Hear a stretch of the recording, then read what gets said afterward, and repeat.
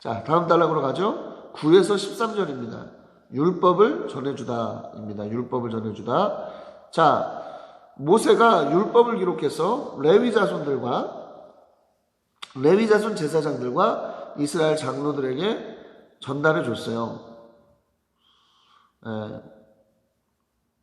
이 율법이라고 하는 것은 앞으로 이스라엘의 어떤 그런 공동체의 중심에 있어야 되는 것이기 때문에 모세는 자신이 리더십을 마무리하기 전에 이 율법을 기록하는 일을 먼저 마무리하는 것으로 보입니다.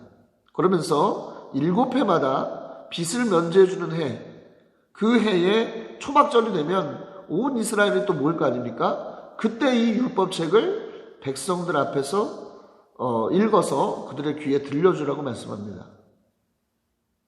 여기에는 외국인, 남녀, 어린아이 다 포함되는 거예요.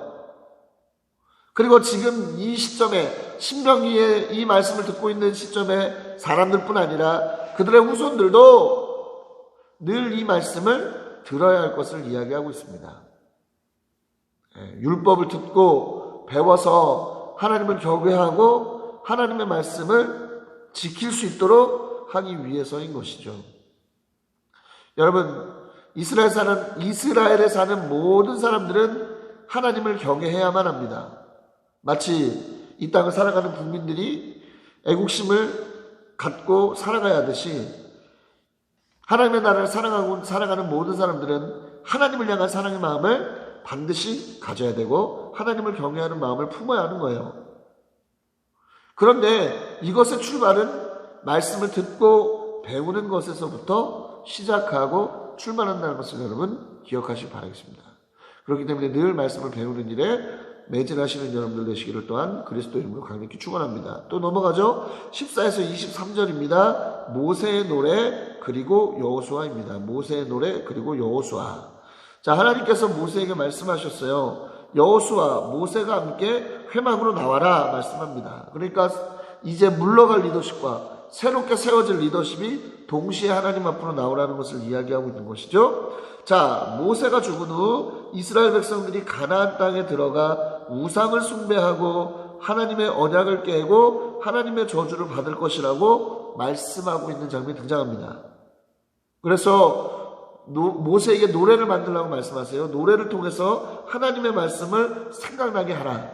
이러한 미션을 또 모세에게 부여하시는 것을 볼 수가 있습니다. 놀랍죠?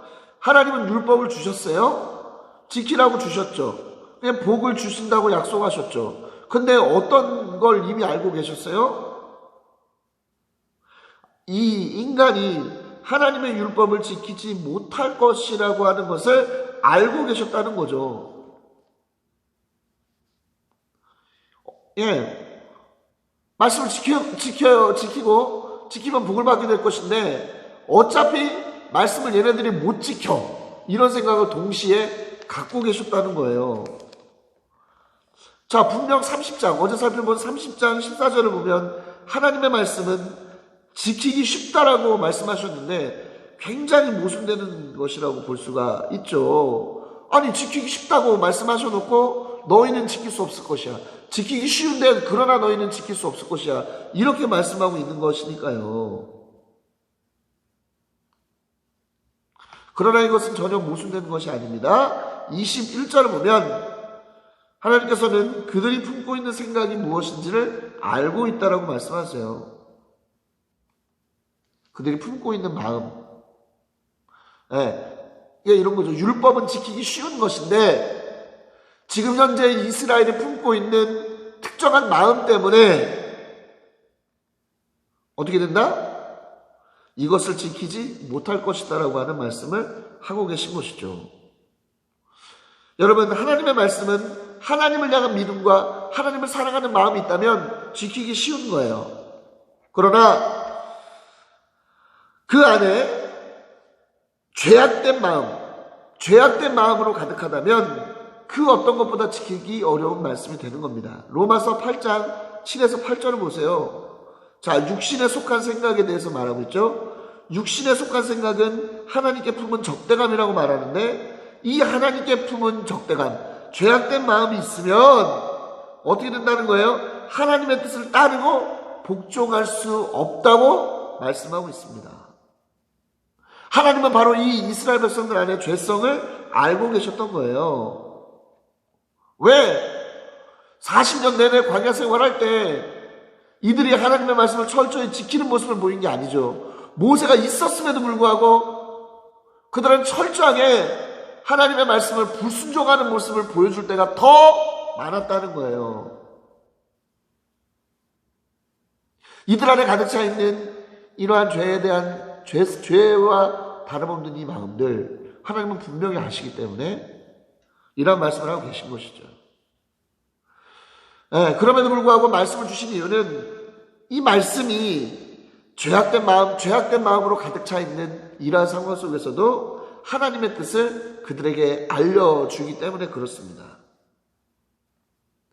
그래서 하나님께서는 그들이 이 말씀, 이 율법의 말씀을 마음에 새길 수 있도록 노래로 만들라고 이야기하고 있는 것이죠. 노래로. 왜? 노래로 불러서 계속 읽고 부르면 그 말씀이 자연스럽게 기억나잖아요.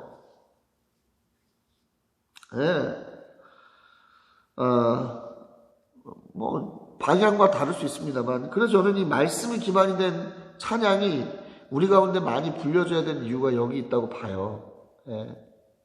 말씀이 기반이 된 찬양이 많이 불려져야 그 속에서 하나님의 뜻과 하나님의 은혜를 깊이 새길 수 있기 때문에. 그죠? 자, 이렇게 해서 어떻게 하라는 거예요? 그들이 죄 속에 빠져 있다가도 하나님의 말씀이 생각나서 하나님께로 다시 돌아올 수 있는 길을 여시려고 하는 하나님의 마음이 담겨져 있는 것을 볼 수가 있습니다. 자, 모세의 사명은 아마 이것으로 끝이 날 것 같아요. 모세에게 주시는 마지막 어떤 사명인 것 같고, 또 여호수아에게 또 말씀하시죠. 하나님께서 사명과 용기를 북돋아 주시는 것을 볼 수가 있습니다. 특별한 것은 뭡니까? 하나님께서 여호수아에게 함께 하시겠다. 내가 너와 함께 하겠다라고 하는 약속을 하셨다는 겁니다. 이러한 하나님의 약속만큼 사람의 마음을 편안하게 만드는 것이 무엇일까요? 없을 것입니다. 없을 거예요. 없을 거예요. 리더십의 전환은 사명을 계승하는 겁니다.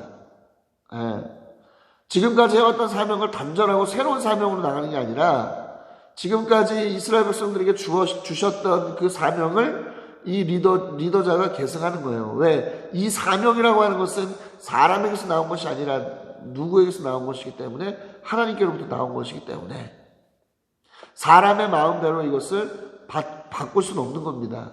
그 사명을 새롭게 계승해 가는 거예요. 공동체의 리더십이 계승되어 갈 때 혼란을 겪는 이유가 바로 여기 있죠. 전임 리더자가 하나님하고의 관계성 속에서 비전을 가지고 해 나갔던 것을 하루아침에 후임 리더자가 바꾸려고 들 때, 이때 혼란이 오는 겁니다. 그러나 과거의 토대 위에 새로운 것이 있는 거예요. 신앙은 언제나 과거의 토대 위에 새로운 것이 있는 것입니다. 그래야 되는 것이지, 과거에 이루었던 토대들을 완전히 무시하고 새로운 것을 쌓는 것은 옳지 않은 것이라는 것을 알 필요가 있습니다. 이것은 팔로워들에게도 마찬가지죠. 교회가 지금 발 딛고 서 있는 토대 위에 그 위에 생각들이 있는 것이지, 그런 마음들이 있는 것이지, 지금 토대를 완전히 무시하고 자신의 마음대로 무언가를 할 수는 없는 거예요. 교회의 질서가 깨집니다. 아무튼 리더십에 전환할 때 어려움을 겪는 게 이런 거라는 거죠. 그런데 중요한 것은 뭡니까? 하나님을 인정하지 않기 때문에 이런 일이 생기는 거예요. 사람이 하는 것이라고 생각하기 때문에 이런 일이 생기는 것이죠. 그러나 이 공동체의 리더를 세우신 것도 하나님이시고, 새로운 리더자를 세우시는 것도 또 하나님의 하시는 일이라고 본다라면, 하나님을 인정한다라면, 이러한 자연스러운 이양이 리더십 공동체에게는 반드시 필요하다는 것을 우리는 알아야만 하겠습니다. 바라기는 리더십에 의한 이러한 은혜를, 이러한 원리를 좀 깊이 새기시고요. 무엇보다도 뭐죠? 하나님의 말씀 깊이 새겨야 하는 것을 또 기억하시기 바랍니다. 마지막 단락입니다. 24에서 30절 모세의 노래를 전해주다입니다. 자, 하나님께서 말씀하신 대로 율법의 내용을 적고 언약궤 매는 제사장들에게 이 율법이 적혀져 있는 것을 줍니다. 그리고 이스라엘 장로들에게도 전해줘요. 그러면서 강력하게 경고하죠. 모세가 죄악된 길로 간다 너희는, 그리고 결국 재앙을 받는다 이렇게 경고를 합니다. 예, 떠나는 사람의 어떤 그런 경고치고는 참 무서운 경고죠. 예. 왜? 하나님께로부터 이미 모세는 이런 얘기를 들었기 때문에 강하게 이야기할 수 있어요. 예, 가끔 리더가 무언가를 강하게 강조할 때는 그냥 강조하는 것이 아니라고 보시면 됩니다. 기도 가운데서 또 하나님께서 주시는 무언가의 감동이 있을 것이라고 보시면 되는 거예요. 아무튼 지금은 우리 교회의 최고의 이슈, 강조하는 게 뭡니까? 예배에 대한 것이죠. 예배를 사수하고 예배 속에서 어떻게 하나님의 은혜를 경험하게 될 것이냐를 계속적으로 강조하고 있는데, 그럼 이유가 있겠죠. 이유가 있는 것이죠. 예, 잘 따라오시면 되고요. 또 저도 하나님을 잘 따라가면 됩니다. 우리 모두 하나님을 잘 따라가면 돼요. 자, 아무튼 여러분 보십시오. 강력히 이러한 부분들을 경고하고 있어요. 왜요? 조금이라도 돌아올 계기를 마련해 주기 위해서. 우리가 그렇잖아요. 아이들에게 당부할 때도 중요하다고 생각하는 것은 강하게 여러 번 말하잖아요. 야, 너 이거 반드시 해야 돼. 너 꼭 해야 돼. 이거 안 하면 안 돼. 이것처럼 돌아올 수 있는 계기, 또 조심할 수 있는 계기들을 만들어주고 당부하는 것이죠. 중요한 포인트는 이것입니다. 말씀이 우리를 바른 길로 가게 한다는 거예요. 그리고 우리가 다른 길로 가더라도 돌아오게 하시는 것은 말씀이 하실 수 있는 거라는 겁니다. 그리고 이것은 우리가 말씀을 늘 가까이 해야 되는 이유가 되기도 하는 것임을 기억하십시오. 사랑하는 여러분, 말씀을 가까이 하는 여러분들 되시기를 바라요.